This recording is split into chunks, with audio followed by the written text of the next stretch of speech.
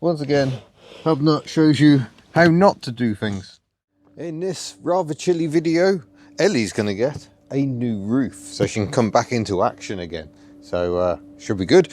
It's very cold. It's 22nd November and suddenly summer has ended. We didn't seem to get an autumn. Suddenly it is freezing cold. It's hovering just above freezing today. The sun's shining, so hopefully it'll warm up a bit. But yeah, the sun is very, very low today. Let's take a quick look even at what we're going to do today. First, the reason we're doing this is because this front bar has rotted away completely. It's actually rotted there. The roof is flapping rather alarmingly. It needs replacing. It's no longer structurally safe. There's also a fair bit of bubbling in the metalwork that sits under the roof here as well. This roof has been on Elly for I think 16 years. I think I fitted it in 2005, shortly before we went to a French national 2CV meet, which celebrated the anniversary of the Dolly. It's very dirty, it's faded rather a lot, mostly because of my neglect. You're meant to clean and reproof these hoods every year, but I'm very lazy, so I think I've probably done it about 4 times in total ever. It is still watertight, although the water is getting drawn in. It doesn't seem to be coming through. It's not beading off as it should. So if I'd done a better job, then this bar might have stayed dry and might not have rotted out. But there we go. Let's pop inside. This is how you open the roof on a 2CV. There's one clip there, one clip there, and then your Deville position is there. So you can then use this strap. There is a popper on this bar here for you to attach that strap to, so you can have the roof halfway back. But you can see the colour difference inside. So this is what the outside was like at some point on this roof. But like I say, it's this car spends most of its life outdoors. Perhaps not so much these days. And yeah, that's not so kind. In fact, you can see where the dirt has even come through on the intersection. So that's a single skin, this is a double skin. These roofs are made by Matt Damper of Matt Soft Tops. I have a brand new one in here, which we will have a look at in a moment. But to get the roof off, first of all, you got these side clips. Oh, roof's shrunk a bit because it's quite cold, and my fingers haven't got quite the strength. There we go. And there's another clip over here, and then that enables you to roll the roof. Oh yeah, look at the state of that. That shouldn't bend.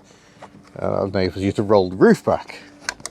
And then normally you've got these straps here, which you would use to tie the roof back. All very standard, simple stuff. I'm wondering if the kit includes new ones of these, because the plastic has degraded somewhat. It might not. But to get this off, we've got to remove the boot lid, because that is attached to this centre rail. Undo these screws, and then there's a bolt each side holding it to the side here. There should be a tab up here to locate the rear window. Mine has actually snapped off on this roof, so that's a change when we put the roof on. That will be different. But let's get into it. There's a little side project, hashtag not my Sierras and not my transit van. We might find ourselves trying to work out why Elly won't start this morning. She hasn't run for several weeks. When she does that, petrol tends to drain out the carburettor. But despite quite a bit of cranking this morning, I could not get her to fire up. This is how the boot lid comes off. So that couldn't be simpler. It's just a sliding joint. So you'll see there's just a section there that slides into a bar on the back of the car. So we're just going to put that somewhere safe. And now the only thing holding the roof to the car is these 2 points in here. That bolt there and one the other side. These clips are actually to take a hatchback, not a hatchback, a parcel shelf. Parcel shelf which attached to the rear seat there. There's a little hammocky thing just to keep your stuff out of sight, but I don't seem to have those, so I've not got those. But those metal clips have the thread in them for these little bolts attached to, so I think they're 10 mils. Let's move some of this stuff out of the way. These are the drinks bottles that came with the Fiat Multipla, which is still lurking over there, looking as hideous and also marvellous as ever. One of the jobs this week is going to be to assess that multiplier and see whether it's worth persevering with. I need to get under it and have a good poke about, and we'll decide after doing that whether it's something we persevere with. I didn't get the 10mm I needed, did I? And there's other jobs I want to do on the fleet this week. We'll see how many of them I actually get through. On the Matiz, I'm thinking of sending the injectors away to be cleaned. I think she has dirty injectors and that's why she's not running properly. I could be entirely wrong in that, but that's what I think. So yeah, I'm thinking of taking the injectors out of the Matiz, sorry about the flashing, and sending them off to be ultrasonically cleaned and tested. And at least then we'll know where we are. I might try squirting some carb cleaner down the back of the engine just to check we haven't got an induction leak, but others have said that injectors can be a problem, and that would explain why we got rough running and the engine not pulling all that well. Where's the bolt? There it is. I'm not showing you very well. That feels smaller than a 10 actually. Are those 8s? They are 8s. There we go. It's never the size you want it to be, is it? There we go. Trusty little flexi multi-tool. Should do the job. It's quite difficult to see actually. There we go.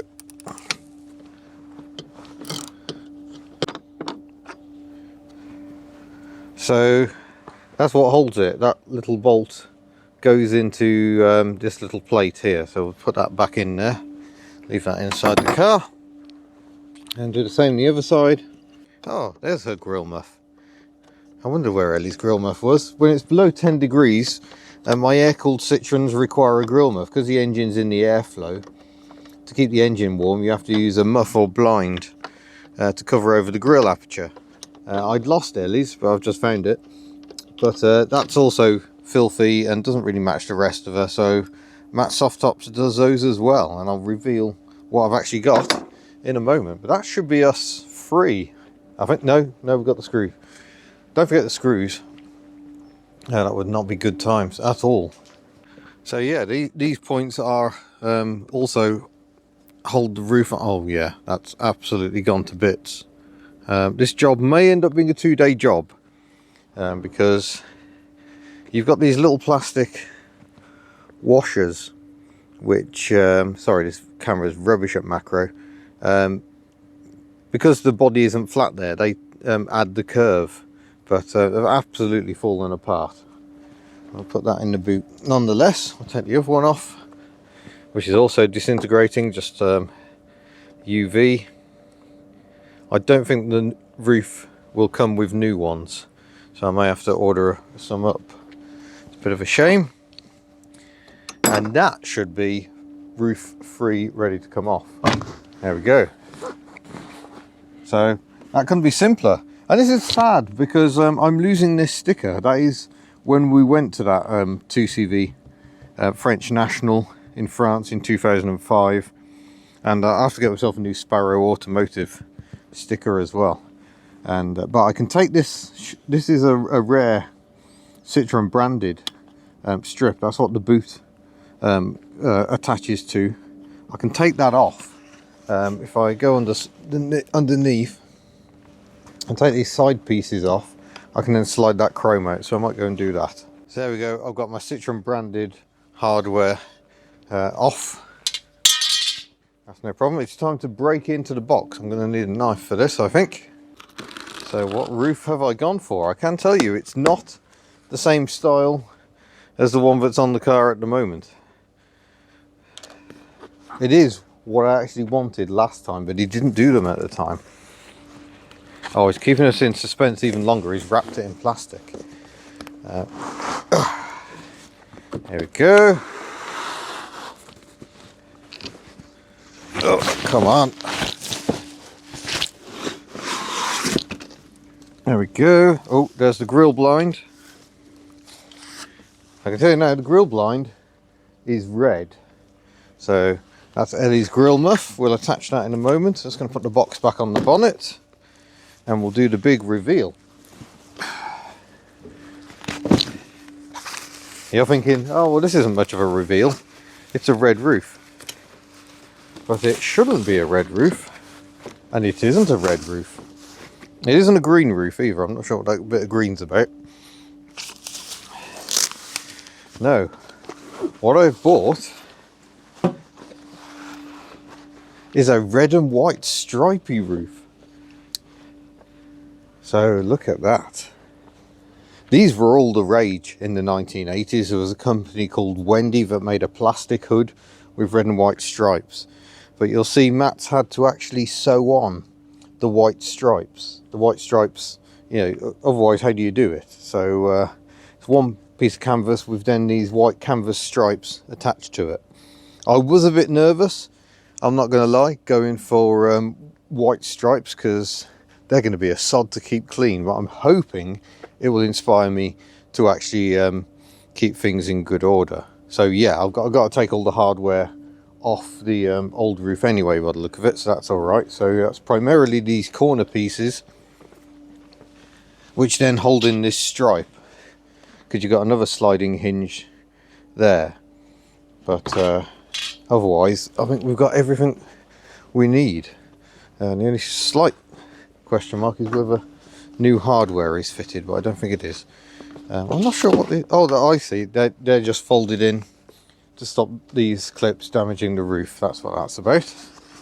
It's a nice bit of green canvas there. Incidentally, let's fit the grill blind. You can see this is highlighting how non-red Elly's wings are. That was a deliberate choice of mine to paint them a sort of satin pink.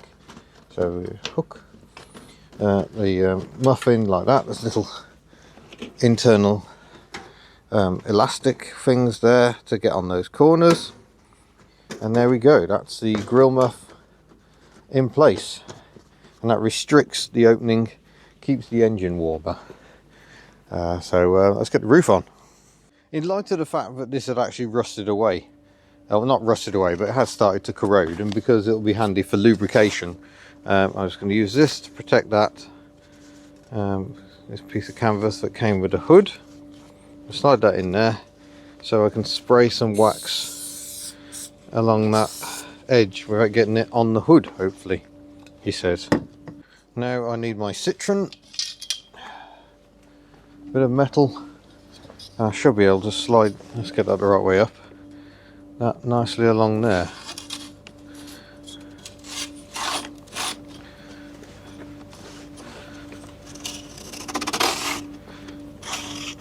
There we go.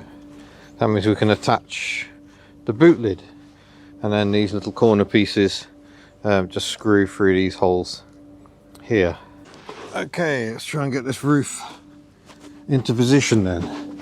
You'll see this tab, that little tab needs to locate in a slot just up here. And on the underside of that, I think that's meant to be a gap, but there isn't, but we'll just go with that, I think. And make sure it's fitting there. Fitting there, and then it's just a case of taking these and reattaching them. So out comes the screw. That tab is going to need bending a bit, I think. I can't actually get the screw for it. Oh, that's gone badly wrong.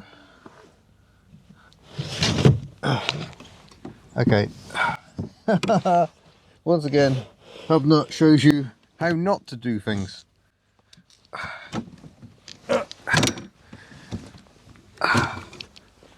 I think we might need to ponder. I think the back seat's going to have to come out. So there should be a tab here that the roof sort of slots into, but I see it's actually missing. But not to worry, it's mostly to stop it blowing out, so at least if it's caught on that bar it should be okay. But we'll give that another go, and then we can reach through from inside and hopefully it'll be a bit easier, or just climb into the boot if necessary. So let's give that a second go. It's all gone a bit Hubnut, and because I'm not trying to be educational, this really is just me making a mess of it. So I don't mind including my errors, because I'm finding my way, and hopefully that's interesting. Let's try that. Oh, now the roof's just unfolded all over the floor. That's great. Really helpful. So that bottom tab is the problem. It just doesn't seem to be in quite the right place. have to try and gently manipulate it. Right, my plan B approach is to hook it into the front so the roof is now supported on the top of the car. So that the tab is slightly too far that way, so it's bending round a corner. So in theory this is a doddle to fit. In practice it's proven to be anything but. I think I've got this one actually. Definitely going in. This side is not looking at all. Hello. We're getting somewhere. Haha. Bit of brute force and ignorance. Works like a charm every time. There we go. Finally got there. I'm breathing so hard my rear window is already misting up. You can optionally specify a heated rear window. Obviously you've got to buy a switch, relays, etc. But personally I don't find it really worth bothering. If you have the vent flap open just below the windscreen, it tends to clear quite nicely anyway. I realised I shouldn't have done those too tight yet because we haven't put the boot lid on to check the fitment. So let's do that next. So here's the boot lid. Flip it over, engage like so. He says missing. And just slide the boot into place. And down she comes. Check it actually closes. That seems quite good, I think. And then we close the roof up. Oh, hello, where are you going? Over here. And check the tension there as well. Oh, fit the side clips, of course. Now, I'm going to order new screws at the top, so I won't be able to roll the roof back for now. That won't be a problem that they're missing with the roof shut. There we go. I was going to clamp that down. We'll check the tension again.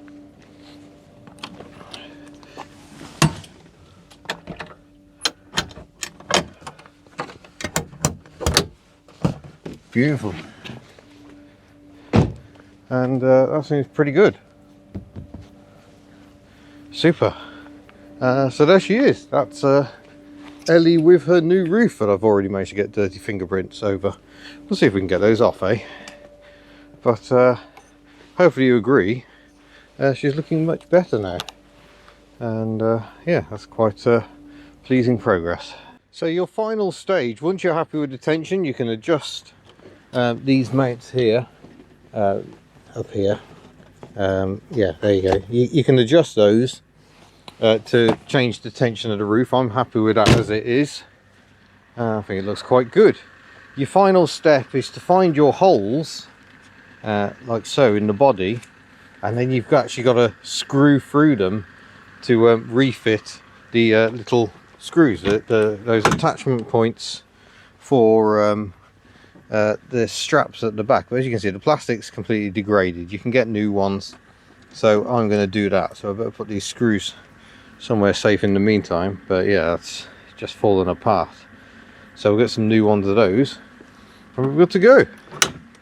And just close the boot lid, so we're happy with that. Tension at the back as well, so that's all good. She needs a wash as ever. It is highlighting how red she isn't, so that's a red wing, and that closely matches, but that one's faded really badly, and of course I've painted the front ones, but that's okay. Well, I'm sort of planning some cosmetic overhauls for Elly. I may be done with the satin pink, we might go full red. Now we just need to see if we can get her to run. Right, let's just try her again, because she's been sat here a while. I'm pretty sure petrol's coming through now. She just doesn't seem interested in firing up. The key is going to help. I'm going to suggest quite boldly. There we go. Oh, kept almost ripped my trousers on the door. Standard 2CV behaviour. Oh, there we go.